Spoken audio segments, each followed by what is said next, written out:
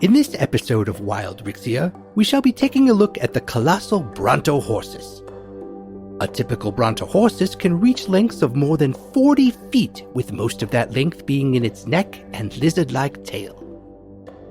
The scaly hide and hooves of the Brontohorsus are made for lumbering across the plains, and its bellow can be heard for miles in every direction. The coloring of the Brontohorsus is tailor-made for blending in with the grasses and shrubs of the Ryxian plains. If you're not paying attention, you could mistake a sleeping Brontohorsus for a small hill in an open field.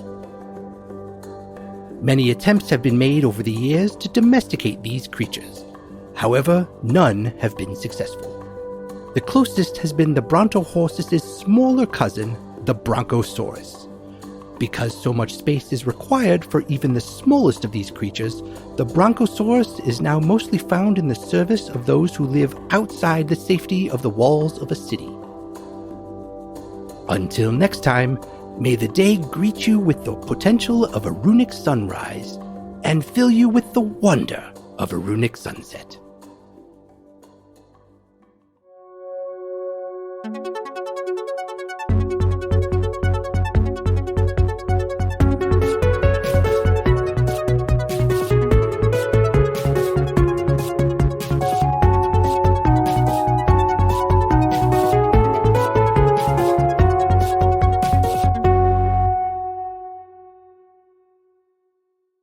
Hello, everybody! Hello! Oh, hi! Hey! Welcome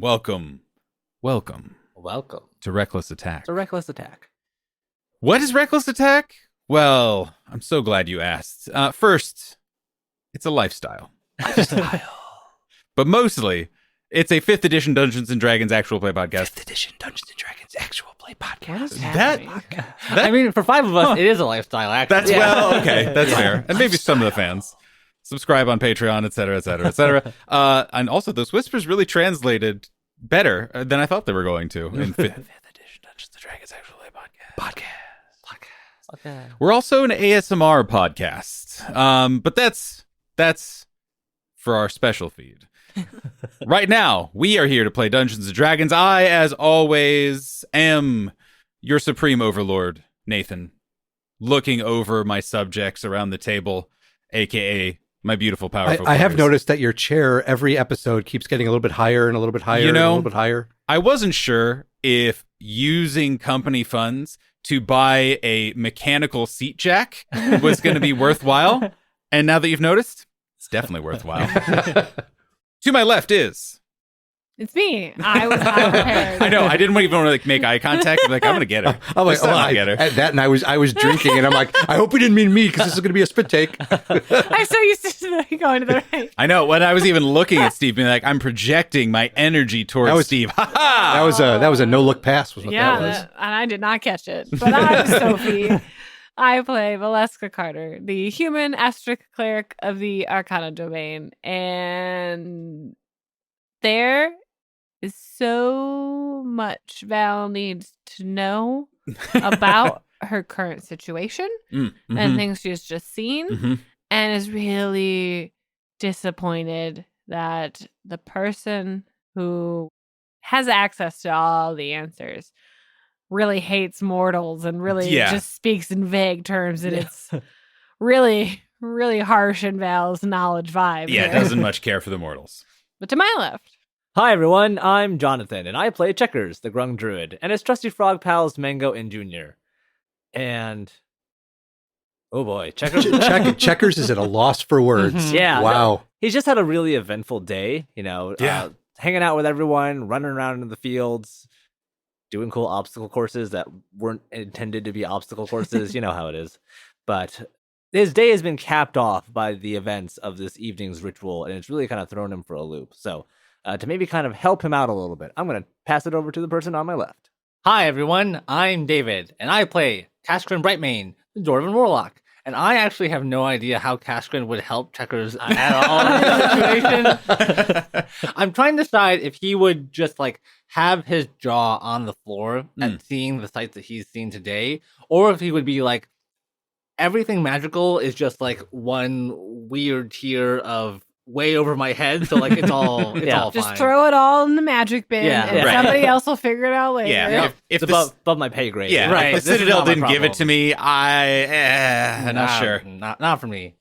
And to my left. Hey everyone, my name is Steve, and I am playing Selv Asterlin, the Dragonborn monk, who, started off as a not-so-good day, leading a bunch of weird cat-like creatures away so they didn't eat his friends, came back, had a discussion with a dryad, but then all of a sudden a dragon showed up, and everything's looking great. Everything's pretty cool for Self. Zero Wow. questions. Pretty self-explanatory, I'd say. Everything's good. I believe this is the time when Selv will retire as champion. Yeah. Quest completed. And to make sure that probably doesn't happen is we'll go back to Nathan. I was going to say, Could you imagine if, like, in Cell's backstory, his life goal, his one true achievement was to find a dragon, and now he's done. Glimpse a just, dragon. like, being an adventurer. Cool guys, I'm out of here. all right, well, he just alone walks off. Yeah. Here, you can take my staff. Yeah. I'm Just- done. I'm he not just gonna heads sit. off into the sunset. Yeah, exactly. I really wish you had told me, but I hope you enjoy the episode that is to come, Steve, even if you will not be participating in it. Yeah, so at the end of the last episode, you guys saw a dragon. I mean, let's just cut to the chase. There was a dragon. A gold dragon. A golden right? dragon. Now we just need to find a dungeon, and then, like, the whole set's complete. I was going to say, call us, this episode 50, 59? This is No, 60. 60. Well, And we talk are- to us we are by at- episode 120. We are We'll have currently entered a at dungeon. we are currently at 50% of game. Yeah, exactly. Yeah, so you guys saw a dragon. Neat. So that was pretty wild. Selv just takes out a list and puts a check mark next to something. Yeah, right. Specifically, the Dryad, who was inhabiting this field that you guys have been at now for a couple of days, asked your guys' help in completing a ritual. Required a little bit of mortal energy, but like in a consensual, nice, no big deal kind of way, to close this strange portal to an elemental plane that had been opened previously and had been left open by a very inconsiderate jerkwad mortal that was causing some pretty bad effects, not just initially to the Dryad and her field, but soon some untold amount of space beyond that. So, no big deal. You got a ritual. We'll just do the ritual. You guys gave some lovely memories and feelings of adventuring together for the first time. And then a dragon came through and closed the portal. It's pretty wild, I would say, because dragons have been gone for several centuries. They disappeared at the same time the saints disappeared. Just to kind of like put that in historical context, there's a before and an after dragons disappeared in the history of the world, and no one knew where they went. Oop, there they are. Found one. It's there, and whatever you guys did, called it through the elemental plane caught its attention in the elemental plane. You're not entirely sure at this juncture, but Golden Dragon came through a portal from an elemental plane and closed the portal, ending the strange outpouring of arcane energy. And hey, you guys are heroes, and again, like Steve said, have no further questions, I'm sure. Thank you for your participation. I will be taking no questions at this time. Sophie, have a question. Mm-hmm. What plane is the dragon on currently? Did it stay here? No. So the dragon, it was kind of one of those weird spatial things where the dragon emerged from this portal, which was way too small for it, and essentially dug its claws into the strange scaly infection, whatever the right word is, surrounding this portal, and pulled it up over itself, disappearing and taking the portal and the So scales, almost like etc. it with folded it inside out. Exactly. It's a great way to Okay. put it. Gotcha. So, the four of you, minus the fortunate, who presumably is still tied up in weeds somewhere in this large expanse. Just hear a voice call off. Hey guys, Did what's it work? going on? Did it work? Is it good? We good? I imagine at this point, it's like getting to be they're covered in so many roots and vines. They just look like the ghillie suit. Yeah, exactly. Yeah. Yeah. It is just as if it could be like a straw man, but there's inside a horrible undead centurion. before we start bombarding Sel with questions, does the field that resides here show any sort of reaction to this outcome? Yes. So, the 5 of you are standing around this small pool of water where the portal was emanating from. Though it is still a night of new moon, the stars still shine brightly above you, even as the bright light of the portal winks out of existence. Very nonchalantly, the Dryad, who was conducting this ritual, turns to you all and gives a kind of satisfied nod. Thank you. You all did very well. I appreciate your help, and I will honor my word and get you through my grove safely. Val is probably now sitting down because we also went unconscious a few times, I believe, as part of the ritual. And got old and then young and then regular A lot aged. of things. Yeah. So Val will look up at the Dryad just with like a frustrated confusion on her face of like she's still processing everything she just saw, but feels like major parts of the ritual were left out. The Dryad looks down at you and probably regards all of you, and you see that her face is actually a little softer than it was. Her shriveled leg and her large, kind of overgrown, almost like bulbous and like tumorous, are both, as you are watching, are kind of shrinking down or expanding outward as appropriate and seemingly being replaced by healthy grass. This kind of gentler face looks down at you all, not at all perceiving any sort of negative emotion. Val is just sitting and still processing and notes the balance of the Dryad like coming back to its normal form as another thing to ask questions about, and just puts it in the file to process for right now. She's gonna need a few minutes. So, Nathan, I've got a question for you. Yeah. Based on the dragon's size Yes. and color, Yes. do I have any notion of who that dragon was, or Okay. the dragon's name? Mm-hmm. You can give it a shot. That would be pretty specific. So give me we'll call it a history roll. History. Okay. You know what? I'll give you advantage because it's Ooh. dragon history. All right. And not because, to be clear to the listener and to the table, not because he is a dragonborn. He happens to be a dragonborn who studied a lot about dragons. Yes, because of backstory and secrets. 9 plus 1 is 10. No, you don't. I don't. Okay. But Selv, as you're just kind of like staring there, processing, I'm imagining, you would be able to identify that this was probably a very old dragon by the categories of Dungeons and Dragons, which feels a little anticlimactic. But that would mean that it's probably at least 600 to 800 years old. Whoa. Which is notable to you, Selv, because the saints and the dragons actually appeared or disappeared almost 1,000 years ago. Oh, okay. So, not knowing the variables, this dragon Was not one of them. Was not one of them. We'll put it that way. That's a great way to put it.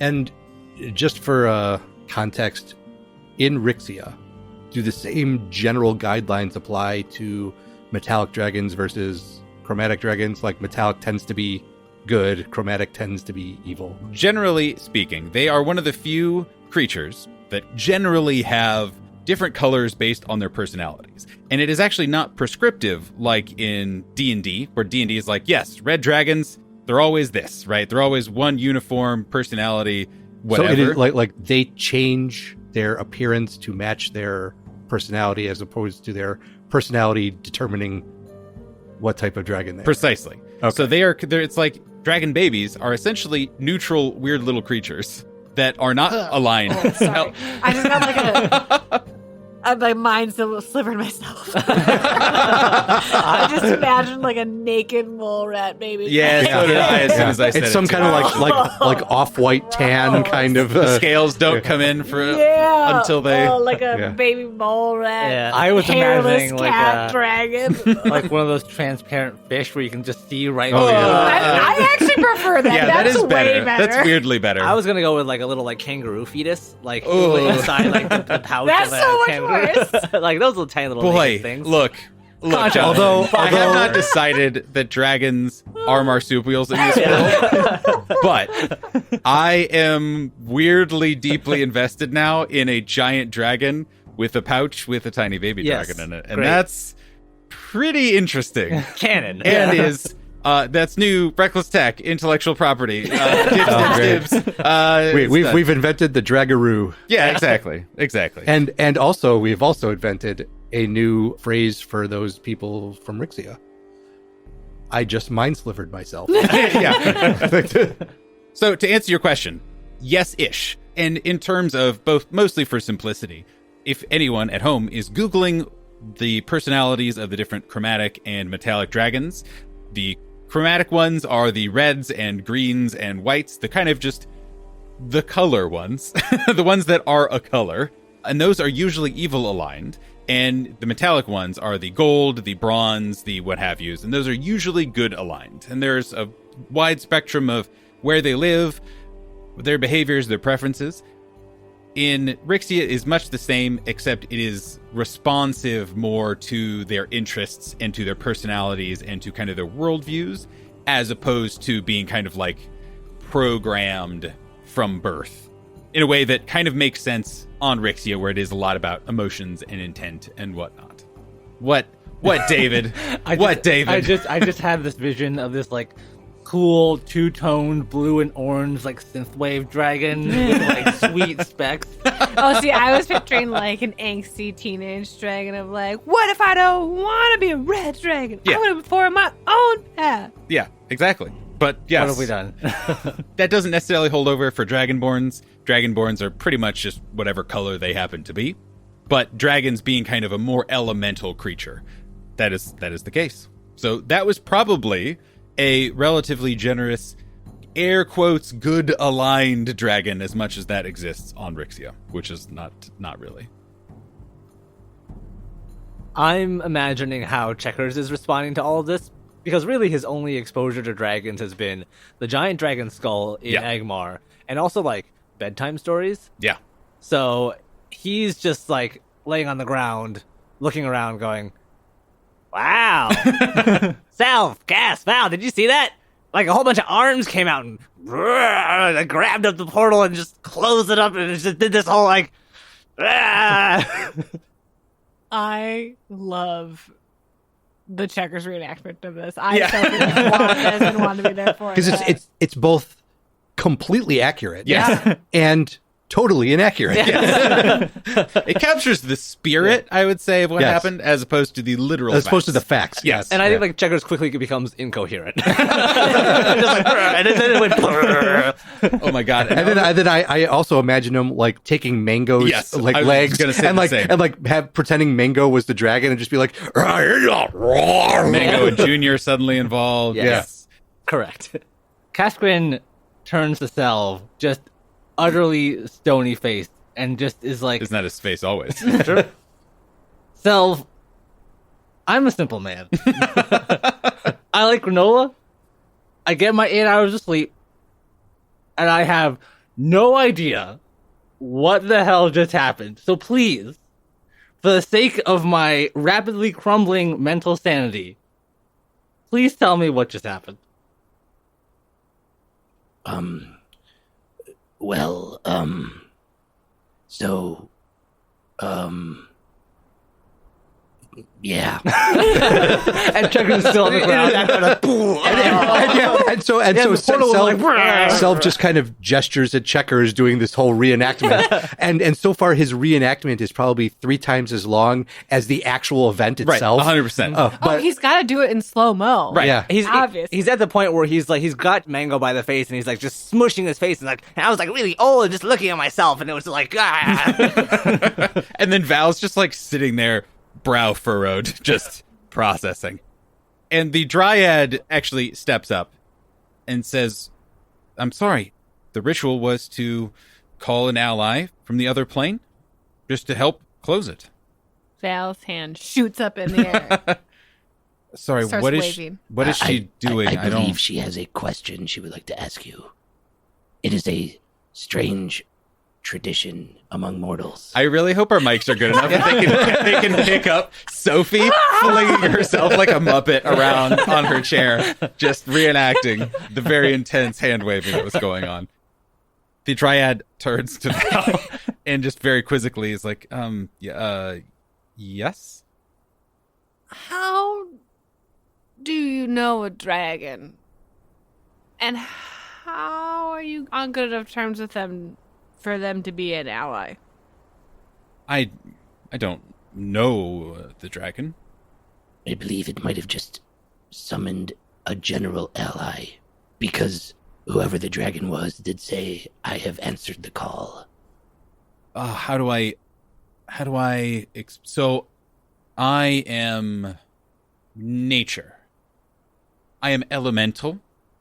I am the grove. The grove is the world, and that is me. And dragons are that. But for different things. For fire, for lightning, that sort of thing. And they are not our allies, but we understood one another many seasons ago. I knew that if I reached out and asked, help could be given. Thank you. What was through there? What plane was it? That was a plane of water and life. Somehow that makes even less sense that there was a gold dragon in a plane of water and life. Mm-hmm.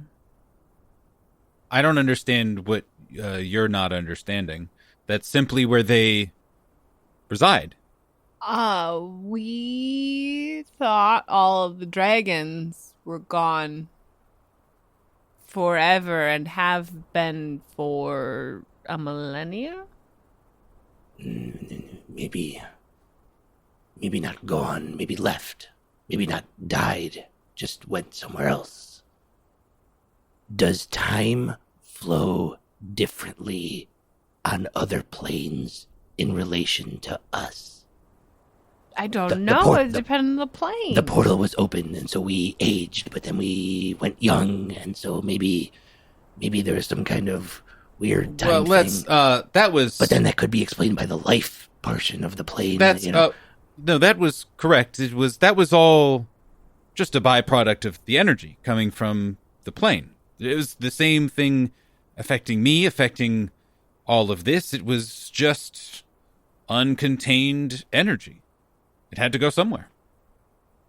Cascarin has finally found true peace and is just sitting crisscross applesauce, staring into the distance as like Selv and Valeska and the field are all like debating theories and having this conversation, just speaking so quickly. Cascarin's just like, maybe you're onto something, Checkers.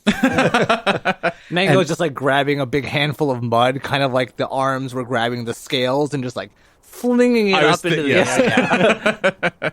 Selv will kind of approach the shoreline of the water there and look in. Are there any scales remaining in the water? As you approach, you look in, and while it is unbelievably clear and beautiful and serene, it appears to be a totally normal little thing. And the Dryad, as you're kind of doing this, walks up with you and kind of leans onto one side a little bit. No, they wouldn't have left anything. That was it was more a manifestation than something tangible. So the scales were just Representative. of the infection of the plane. So I didn't know about the dragons, or that they had gone anywhere, until that portal, because it was open for so long. So the portal being open allowed you to sense what was in it. Yes, exactly, and that's why I knew I could ask for help. Do you happen to know the name that the dragon that you called for help goes by? We never knew their names. They were elementals, and that one was simply the one that responded.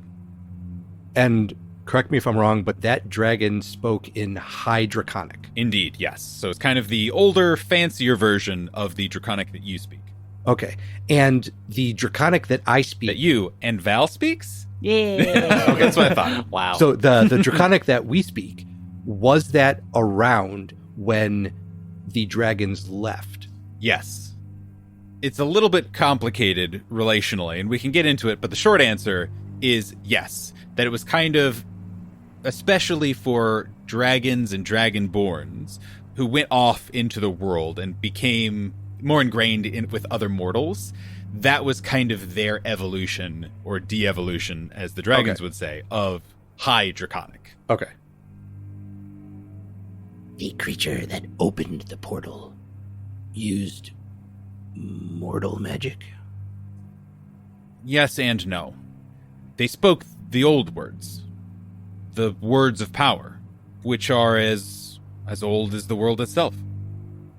Used by mortals, given by the gods, but it still uses magic like ours. And Selv just kind of nods and then actually will bow to the Dryad. Thank you for this, experience. Why does he put his head towards the dirt? It's a sign of respect. Thank you for your assistance. This truthfully saved me, and this grove, and maybe much more. As I said, I will honor my promise. While you may be delayed, I will ensure your safety and expedient travel through my grove. Thank you. I, for one, would like to leave in the morning. Agreed. Yeah, Val looks around. I'm imagining Checkers is still just like... I think Checkers is covered in mud at this point, but like he's reached the end of his reenactment, so he's just like, now is reaching for the crayons and the the parchment to just draw it out, because if he's going to draw anything, this will probably figure prominently for the next several days. Consummate V's. Cass is just staring off in the distance. Nothing is real. Everything is an illusion. As his brain has finally broken. Taking a level in Monk. Hell yeah. And now, a word from our sponsors.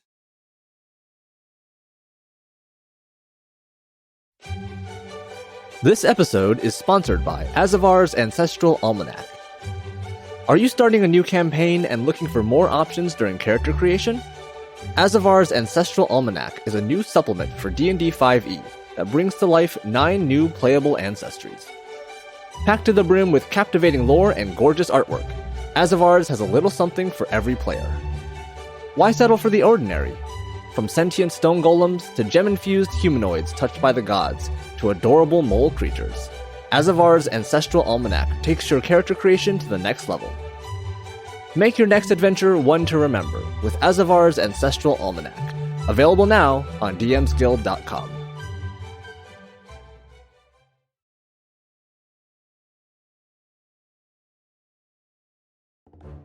This episode is sponsored by the Braith Shattered Reality setting on Roll20. Braith is a post-apocalyptic story setting focused on recovering and healing, and helps you create campaigns centered on character growth and finding your place in life. With 18 new playable races and subraces, plus new player options, Braith is filled with tools to assist you and your players in creating highly diverse encounters in the setting. While Braith Shattered Realities can be used for any kind of campaign, it is particularly suited to games with psychological themes. If you enjoy developing character arcs and incorporating personal growth, Braith has everything you need.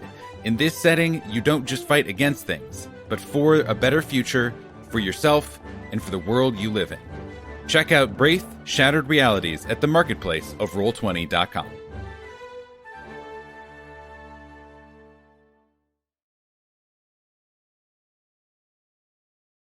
And now, back to the episode. And you are doing all right now? Yes, much more so than I have in at least a moon cycle. Good.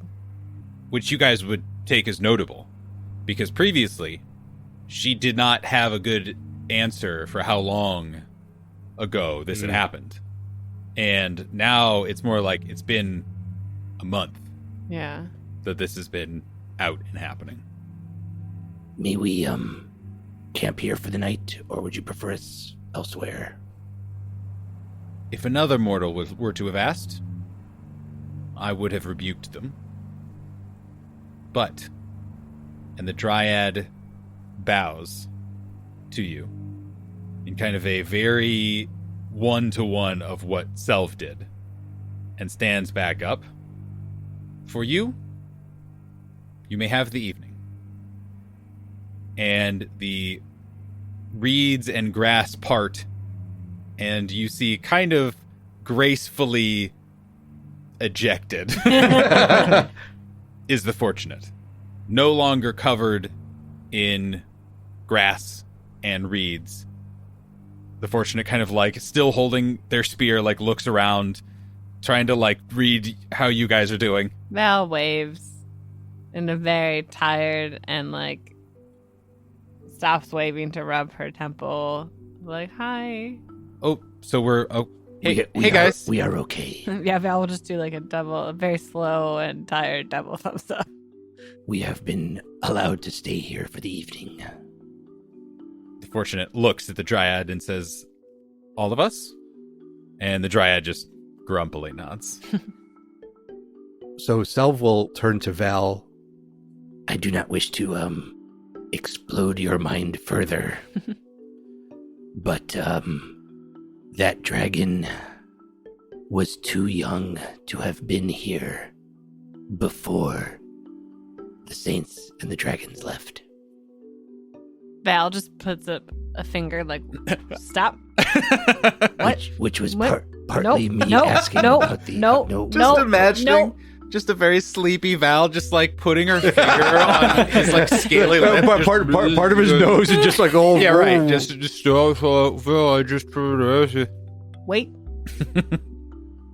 No. And Val will walk over to where the Fortunate got ejected from and go set up the tent. No, not even, because you guys left the tent back into further in the grove. Like that's where you left from, is your campsite, and then your camping stuff gets ejected Okay. as you walk over that direction. It's still like together, Yeah. but it's also it is ejected. Yeah. So Val Gently will ejected. go through. She'll kind of like push Cass too to like get up and start up and like get the tent set up. What am I? What is anything? Ask that while you make some tea. Just mumbles, we are one with the world. And then Val will like sit down, and she has like a I cloak am part of wrapped the dragon. around The dragon her, is me. I am the dragon. The dragon is me. and will just like make herself cozy. Yeah. Cloak hood up around, like pulled tight under her chin, and she's just like, her elbows are resting on her knees, and her chin is resting on her hands, and she's just like, okay now. And so Selv will walk up and sit cross-legged directly in front of Val and just say, The dragon was too young to have been here when the Saints and the Dragons left. That was why I was asking if time flowed differently in the different planes. Because if it flowed slower there, that would make sense. And then maybe this dragon was actually here and part of the battle. But if not, that means the dragon was born on an elemental plane. Which means, are there other dragons born on the elemental planes? Are there other dragons out there? Did all of the dragons go to the elemental planes when they left? Are there dragon eggs scattered throughout the elemental planes? Val Are there just young dragons? shoves a granola bar and sells down. Thank you, Valeska Carter. I was getting ahead of myself. You're welcome, Self. I think there are so many possibilities in your questions. And we're gonna need to sleep on it. Any of those questions could have a yes answer, though. And Val is just like still processing everything and like looks around to see where Cass and Checkers and the Fortunate have kind of ended up.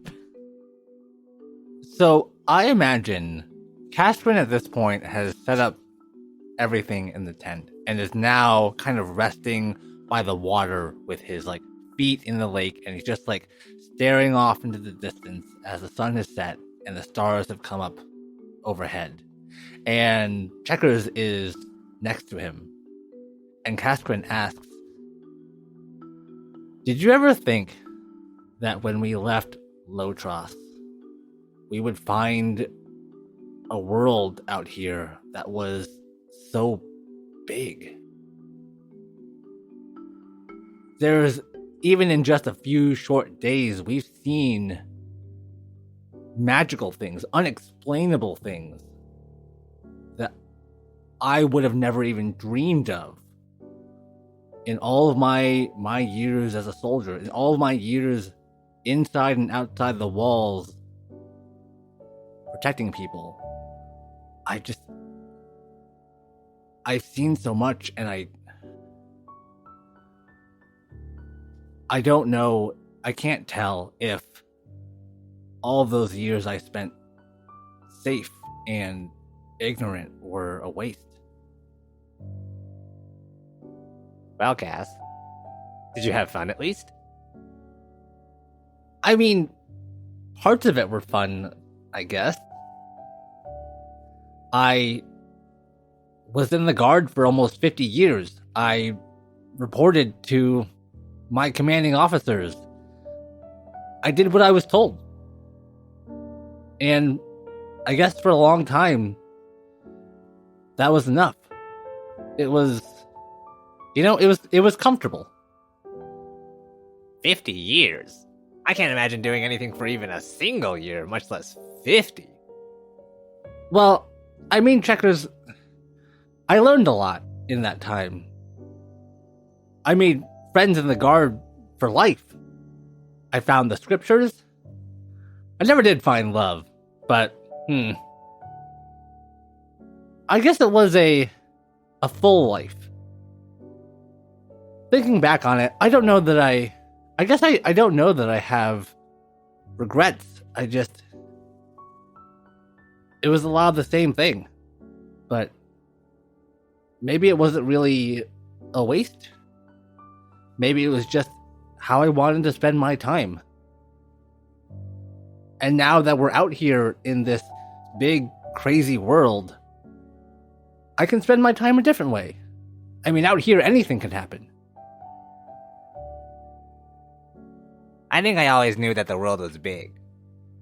But I always thought of it as kind of a lonely place. You know, this big, vast, open space.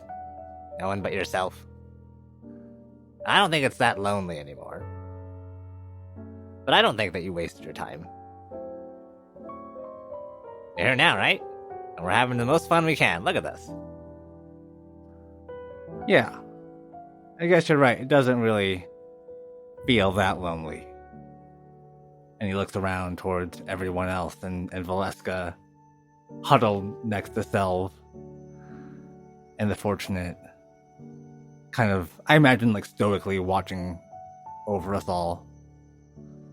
It's a big space, but that doesn't mean it's empty. It doesn't mean it's lonely.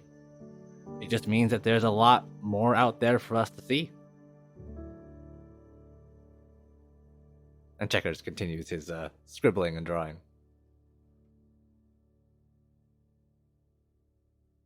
So a couple things for Selv to do. Number one, Valeska, may I borrow a parchment and ink and quill? Sure. What Thank you. kind? For writing a letter to be mailed home. Oh, I got some if you need it, Sal. And I'll hand you like a parchment and a crayon. Thank you, Checkers. This will do nicely to capture my thoughts. And Val will just be like, yes, crayons are the best, as she lays out all of like her many writing implements, but just leaves them in a spot where Selv could also take them. Right. I imagine like the number of quills and variations and like inks is so intimidating. Selv is just like, I'll just take the crayon. Well, it's like she is unwrapping like a, like Like that Oh, it's like leather that bound. roll- the Yeah. leather bound where it's Yeah. like a tool set and it's like numbered 1 through 12 and it's like number 8, a good choice. it's like a number 2 pencil. And Exactly. Yeah. And then my question for you, Nathan, is I'm assuming Draconic is also a written language. Yes. Okay. Is High Draconic a written language? In the way that like you write a language to write a spell scroll. Okay. Where that is like you can write it down, but it's a little more symbolic and a little bit more. It's weirder. You're not writing it to write a letter. Right. You're writing it to imbue something with power. Right. Okay. So I will write a letter in Draconic to the heads of the monastery and give a brief of what the shit that just went down. You start writing. So Yes. I'm imagining this scene. It is Cass sitting at the side of this little pool of water, and Val burritoed, just thinking, and the Dryad off to the side, who you just isn't really standing around, but you just catch glimpses of every once in a while.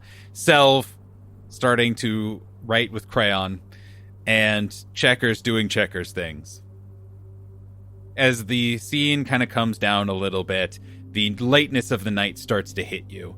And the last image is the Fortunate coming up to Checkers, saying, well, I can't believe I'm about to say this, but somehow you seem the most available to tell me what the hell just happened. Oh, you want to see my reenactment? Mango, here, boy. Yes, yes. And that is where the night ends. Sometime in the morning, after, I would imagine, a pretty hard sleep. One that both probably belies how much that ritual actually took out of you and your late night, but you wake up feeling sustained and healthy and protected. You have a full night's rest. You even feel a little full, as if you've already eaten.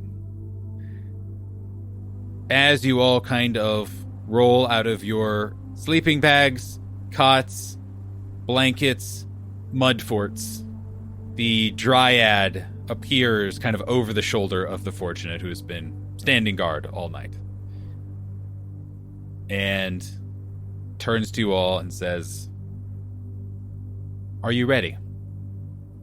I am ready. I am also ready, but I do have a question for you before we go. Certainly. And he will take the necklace that he's been wearing out from underneath his armor, revealing the gold coin, his lucky coin, that he received from someone many, many episodes ago. Yeah, roughly Some days ago. It's like 50 some episodes ago. and ask again about the creature that wore a dress made of coins and say, do you know them? I know of them in the way that I know of all of our kind. I connected with them. And that is how I learned a little bit more about you all. And how I learned that you all could be trusted to do what I asked of you.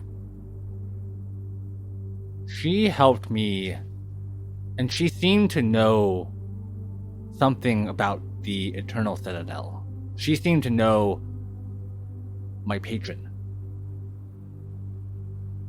Do you know she mentioned anyone else who was also working for the Citadel here on Ryxia?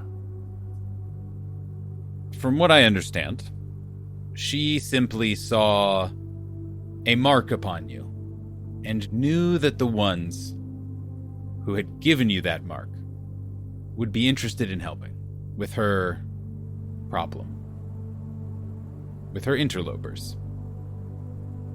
I understand.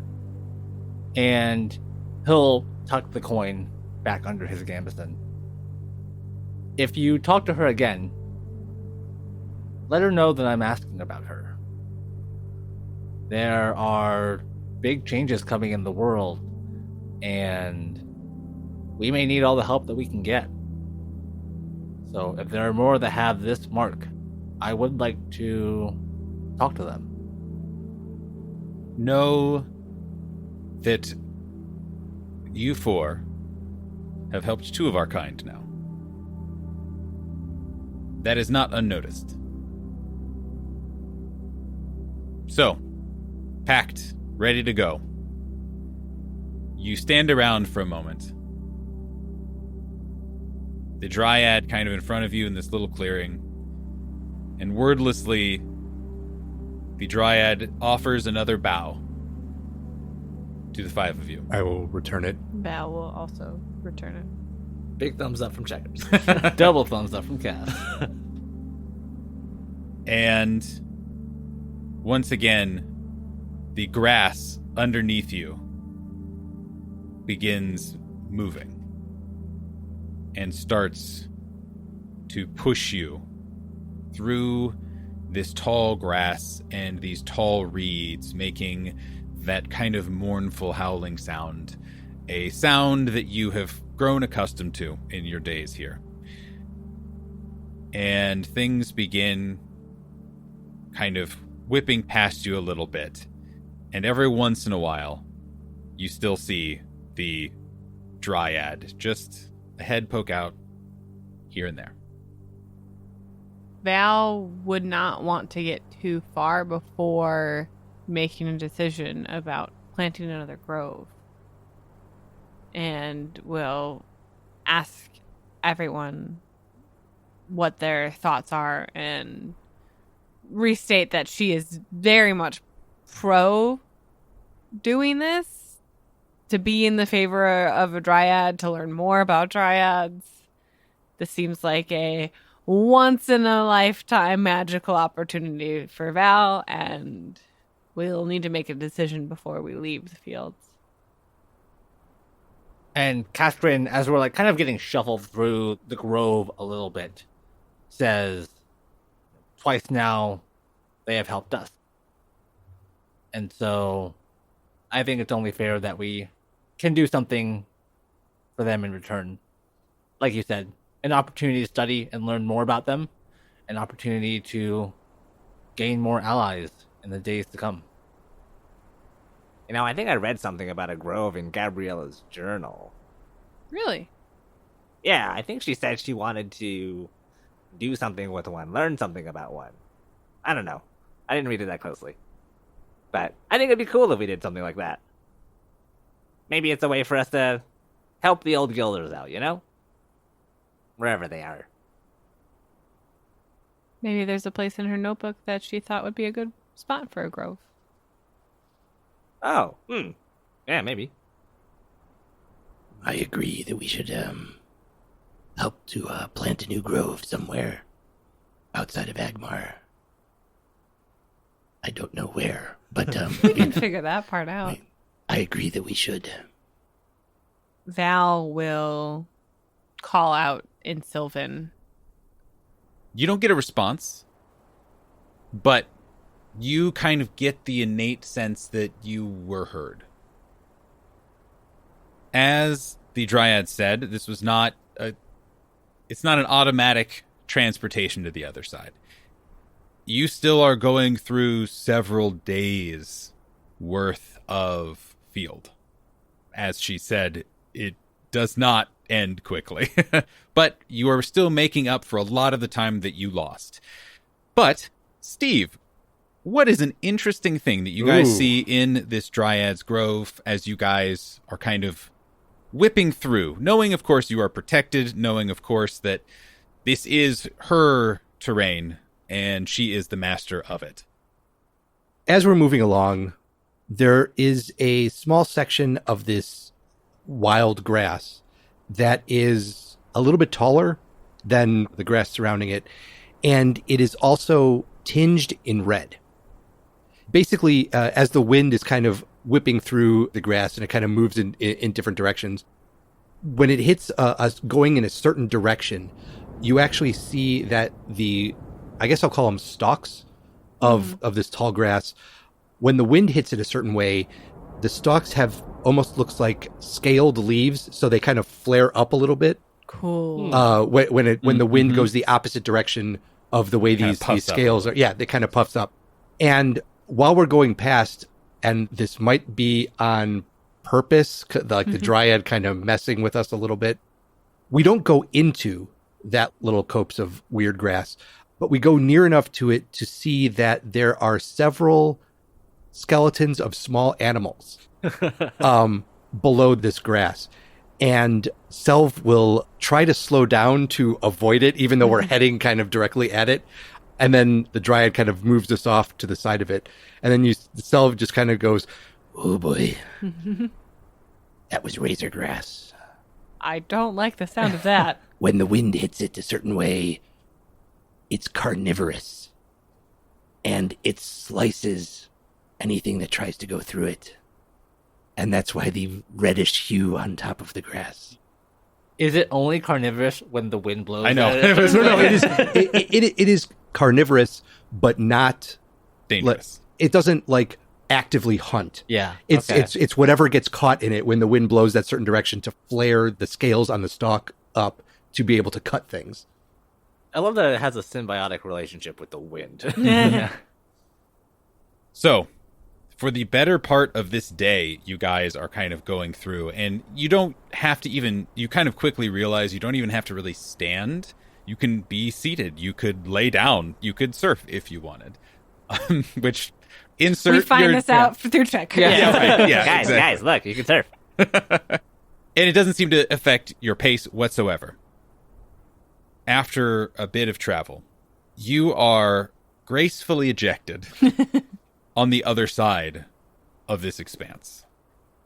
But the last thing that you guys experience is the Dryad kind of silently emerging a little bit behind you guys and going up to Val and opening up closed hands, revealing just kind of a like clod of dirt and little grass shoots, and then hands it to Val.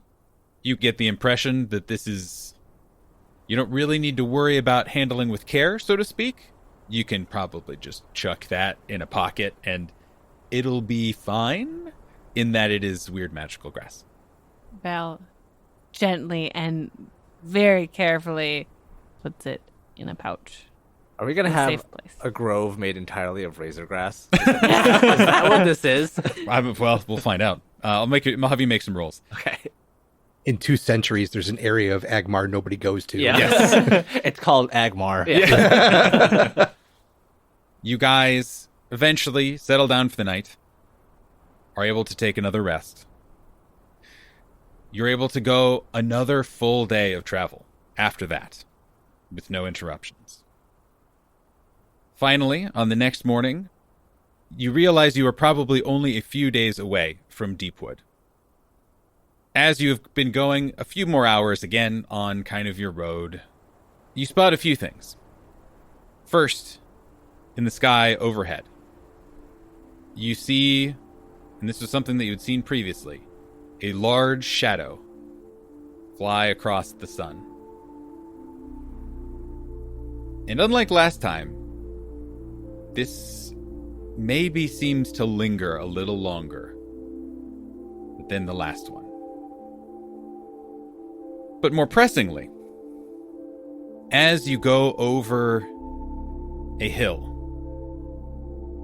you see a pair of riders on horseback who are clad in black armor and robes, galloping seemingly alone. And it's kind of one of those things where you go over the hill and neither of you realized that you were there until you saw each other, only a couple 100 feet away. These two riders turn their horses towards you. They both hold up swords in scabbards above their heads, which anyone who is a soldier would recognize as a "we mean you no harm" kind of gesture. As they ride up and approach, you hear their voices, almost in unison, yell out, "Greetings! You have been blessed to have crossed paths with the Holy Promethean, the Shambling Saint! Bow down! Enjoy this modern wonder!"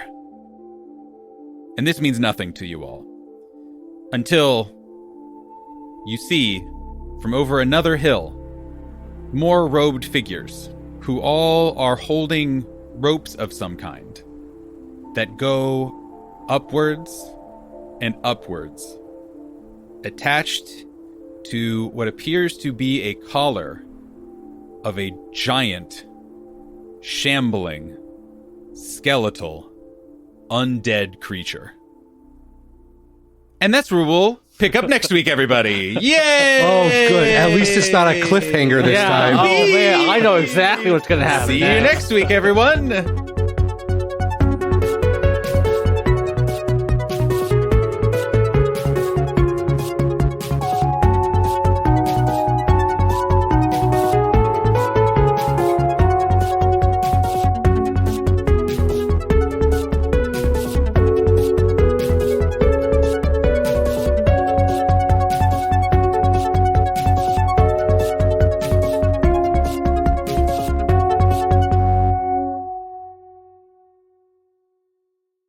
I really want like a whole episode. You could do. Sorry, go ahead. No, I was gonna say like I want like an episode of the Wild Ryxia. Well, actually, we can, once Like we get clip enough of show them, it? we can do a compilation of all that stuff. No, what we should do is we should literally, it should be aside a week of adventure. It doesn't have to be in D&D, it can be in whatever. But it is the guy from Wild Ryxia, either as a solo adventure or as him plus whatever his entourage, Yeah. going Like jungle cruising through. exactly figuring jungle out- cruising. And they loot. There's somebody. One of the characters has to be wearing some kind of red shirt that just like sometime during it Immediately just dies. Yeah. On the way back, I want us to stumble on the guy from Wild Ryxia during one of his adventures, like one of his excursions, and we just like stumble across him trying to like stalk this rare exotic. Here we creature. find the elusive adventuring party. What they don't know is they're about to stumble upon a nest of a vicious, Long No. Long. Yeah. I was trying to remember what it was. Long-eyed. Sorry to break it to you, but in my headcanon, he's literally been dead for 5 to 10 years because he got eaten by something, Oh, crocodile no. hunter style. These are all his archives. Yeah, exactly. Yeah. Because these are excerpts. Like, he's not listening to our podcast and being like, it's actually very interesting.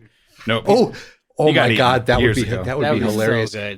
We do something like Monty Python and the Holy Grail, where they cut in with the historian, and it's like it's like from like 60 years after the adventures take Yes. place Yeah. for us. They're like this was a turning point for the Golden Tree Adventuring Guild.